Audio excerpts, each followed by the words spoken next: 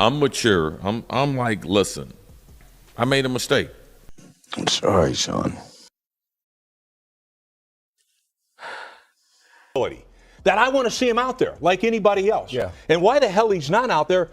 It makes no sense. It makes absolutely. Cris Carter, one of the loudest and most relentless critics of Shedeur Sanders, has officially waved the white flag, and the timing could not be more wild. The Hall of Famer who once questioned everything about Shedeur's game has now completely reversed course and issued a public apology after the Cleveland Browns laid out their plans for the 2026 season. This isn't a small walkback or a soft clarification either. This is a full-blown surrender, and the sports world is still processing it. Likes guys to be a little more open before he lets it go, and he doesn't have a big-time arm. He's not a big guy. He's not overly athletic. So his measurables are not. For months, Carter positioned himself as one of Shedeur Sanders' biggest skeptics, consistently casting doubt on his readiness, his mentality, and even his upbringing. Now suddenly, after the Browns made it clear that Shedeur Sanders is their quarterback of the future, Carter is singing a completely different tune. The same voice that once tried to cool the hype is now admitting he got it wrong, and that alone tells you how powerful this moment really is. This development is absolutely insane, and it highlights just how fast narratives can collapse in the NFL when reality hits. Carter has officially joined the growing group of analysts who once doubted Shedeur Sanders, only to now scramble to explain why they were mistaken. After the Browns announced that Shedeur is their QB1 heading into 2026, the tone around him shifted overnight, and Carter was right in the middle of that shift. What makes this even more shocking is who we're talking about. This isn't some random talking head chasing clicks. This is Cris Carter, a Hall of Fame wide receiver, a respected voice in football media, someone whose opinions carry weight. For months, he openly questioned Shedeur's work ethic, his leadership, and even suggested that Deion Sanders had damaged his son's development by shielding him too much. Those were strong accusations, not casual critiques. And now? That there's something special there, and that when you surround him with a really good supporting cast and a good offensive line, that we'll even see more of that in the coming. Now Carter is apologizing. He's openly admitting that he was wrong about Shedeur Sanders, wrong about his trajectory, and wrong about his place in the league. That kind of admission doesn't come lightly, especially from someone who built an entire argument around doubting him. This isn't just a change of heart. This is a public reversal under pressure. But Carter didn't stop there. He took things even further by making a bold recommendation that raised even more eyebrows. According to Carter, since the Browns have fully committed to Shedeur Sanders as their starting quarterback, they should immediately trade Dillon Gabriel. In Carter's words, the Browns should get whatever they can for Gabriel, because he believes Dillon isn't going to make any difference in the league now. That statement alone shows just how dramatic this flip really is. Think about that for a second. The same analyst who once downplayed Shedeur Sanders is now telling an NFL franchise to move on from another quarterback because Shedeur is that guy. That's not a minor adjustment, that's a full 180-degree turn. And it speaks volumes about how undeniable Shedeur's momentum has become. To truly grasp how wild this moment is, you have to rewind just a few months. Cris Carter wasn't offering mild skepticism back then. He was aggressive in his criticism. So if those plays are intercepted, it's a different game altogether, and we're calling for Shedeur Sanders. He repeatedly argued that Deion Sanders had spoiled Shedeur, claiming that too much protection had robbed him of real adversity. Carter questioned whether Shedeur had the mental toughness required to survive in the NFL spotlight, suggesting that the pressure would expose him. And then came the comment that still echoes. Carter openly said that Shedeur Sanders should be a fifth-round pick, a fifth-rounder, dismissing his upside and his value outright. That statement wasn't just harsh, it was dismissive, and it shaped how many fans and analysts viewed Shedeur at the time. Fast forward to now, and that entire narrative has collapsed. The Browns didn't just commit to Shedeur Sanders quietly, they did it with confidence. That decision forced critics like Carter to confront the reality that what they were seeing on tape, in meetings, and in preparation told a completely different story than the one they had been pushing. This isn't just about one apology. This is about a broader pattern forming across sports media, where doubters are slowly being forced to own up to misjudging Shedeur Sanders. The excuses are fading, the doubts are shrinking, and the commitment from Cleveland has made it clear that this conversation has officially changed direction. That's how little faith Cris Carter had in the young quarterback's abilities back then.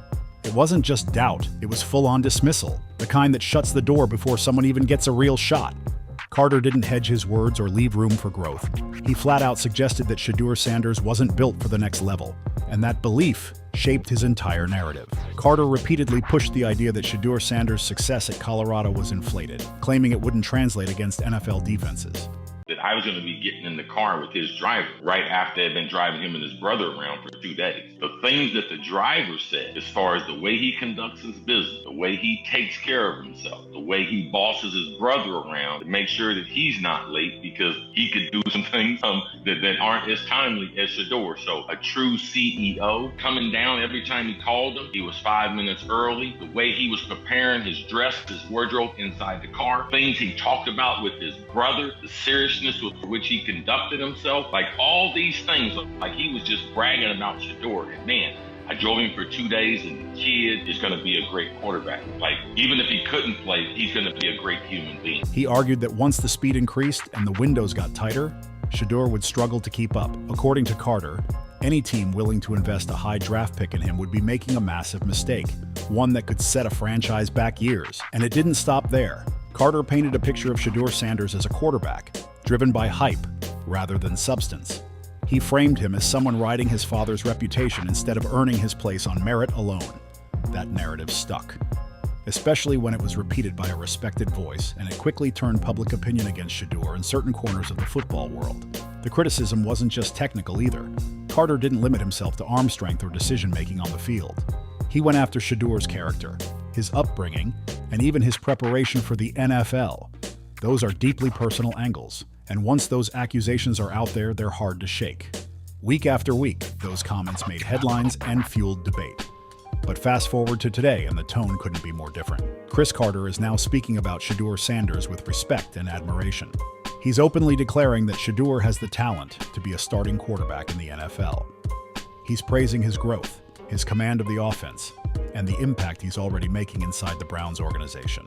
Carter is now saying that Shedeur Sanders has proven himself this year and earned the right to be Cleveland's franchise quarterback. That statement alone represents a massive shift, especially considering how firm Carter once stood on the opposite side.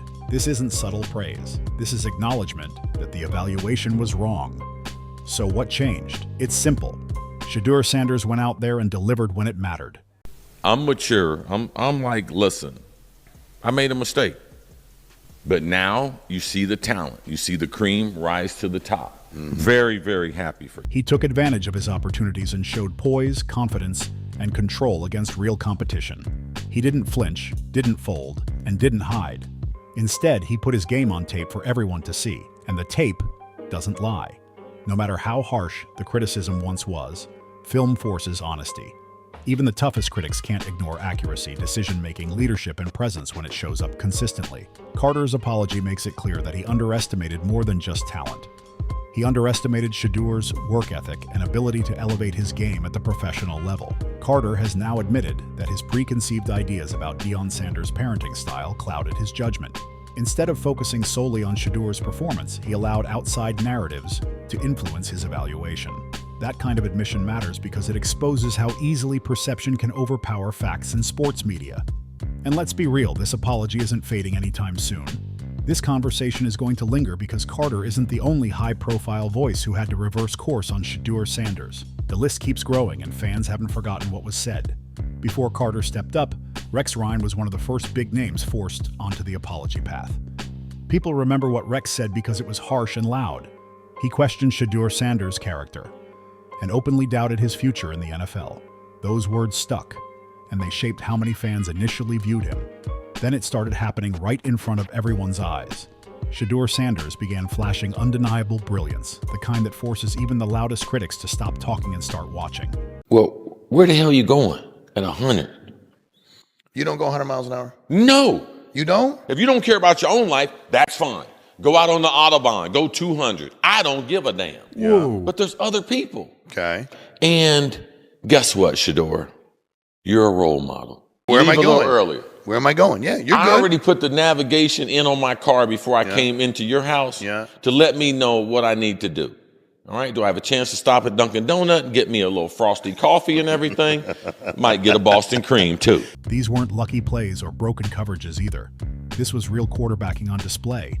And once that tape started stacking up, ignoring it became impossible. And just like that, Rex Ryan reversed course. The same voice that once labeled Shedeur Sanders as spoiled and entitled suddenly admitted he got it wrong.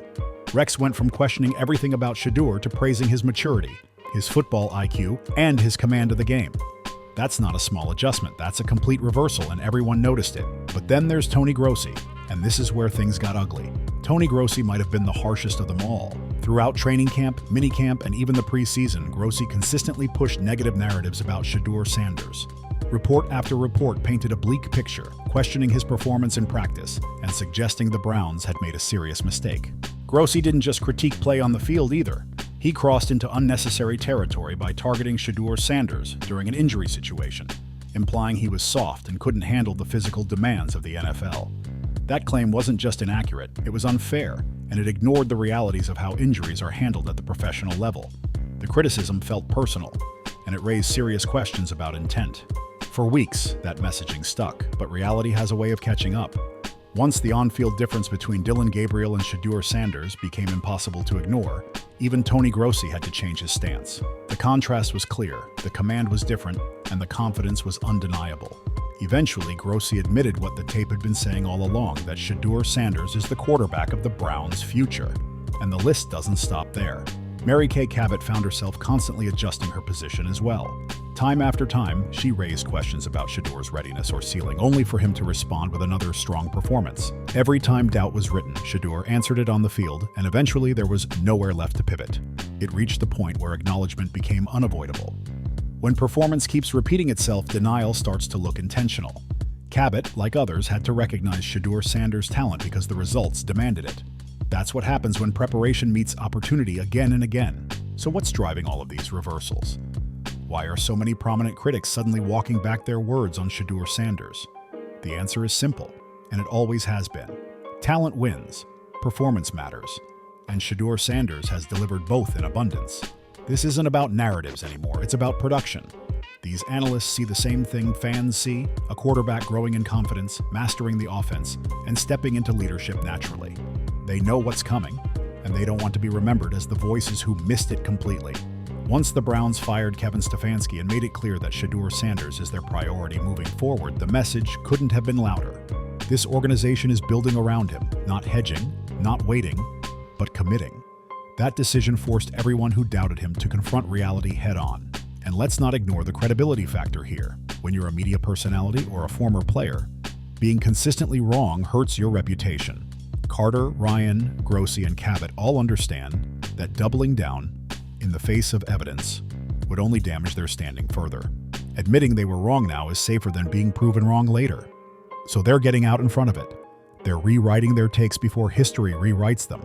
Because when Shedeur Sanders becomes a star in Cleveland, nobody wants their old words replayed as evidence of a massive misread. Imagine being doubted, criticized, and flat-out disrespected by some of the biggest names in football media, only to turn around and prove every single one of them wrong. That's exactly what Shedeur Sanders has done, and the way he's handled it might be the most impressive part of this entire story. What separates Shedeur Sanders from the noise is how he responded under pressure. He didn't run to social media to clap back. He didn't fire off emotional responses or get dragged into public arguments. He didn't let outside opinions shake his confidence or distract him from the work. Instead, he stayed locked in, kept his head down, and let his preparation show up where it matters most, on the field. That level of discipline is rare, especially for a young quarterback under constant scrutiny. Every mistake was magnified, every performance dissected, and every move questioned. Yet through all of it, Shedeur Sanders stayed steady, stayed focused, and kept improving week after week. That's maturity. And it's exactly what teams look for in a franchise leader. Now look at where things stand today. The same voices who once labeled him a fifth-rounder are now openly acknowledging that Shedeur Sanders is a franchise quarterback. The same analysts who claimed he wouldn't survive in the NFL are now debating his Pro Bowl potential. That kind of turnaround doesn't happen by accident. It happens when performance overwhelms opinion. This moment is a complete vindication of everything Shedeur Sanders and his family believed about his ability. When the outside world doubted, they stayed confident. When narratives tried to box him in, he broke through with consistency and growth. That belief never wavered, and now the results are impossible to ignore. So here we are. Cris Carter has officially joined Rex Ryan, Tony Grossi, Mary Kay Cabot, and a long list of others on what fans are calling the Shedeur Sanders Apology Tour. What began as one of the most criticized quarterback evaluations in recent memory has flipped into one of the most exciting player developments in the league. Think about that shift for a second. A prospect once framed as overhyped is now being discussed as a cornerstone. A player once doubted for his mindset is now praised for leadership and poise. That's not narrative spin. That's growth backed by performance. The Cleveland Browns have made their decision loud and clear. They are building around Shedeur Sanders for 2026 and beyond. This isn't a temporary plan or a trial run. This is a commitment. The organization has chosen its direction and it runs straight through their young quarterback. And as that commitment becomes more visible, the critics are lining up one by one to revise their earlier takes. Some are apologizing outright, others are quietly shifting tone. Either way, the message is the same: they were wrong, and Shedeur Sanders is proving it every step of the way. This story is far from finished. As Shedeur continues to develop, gain experience, and grow into the role of franchise quarterback, even more voices will be forced to reassess what they once said. The stronger he gets, the louder the silence from former doubters will become. The apology tour is just getting started, and every chapter adds more weight to what we're witnessing. This isn't about revenge or rubbing it in, it's about accountability and respect earned through work. So now the question shifts to you. What do you think about Cris Carter's apology? Do you accept it, or do you believe critics should be held accountable for the way they spoke before the proof was undeniable? Drop your thoughts in the comments below. If you enjoyed this breakdown, make sure to like, subscribe, and hit that notification bell so you never miss an upload. Stay locked in, keep watching closely, and let's continue to witness Shedeur Sanders prove the doubters wrong, one performance at a time.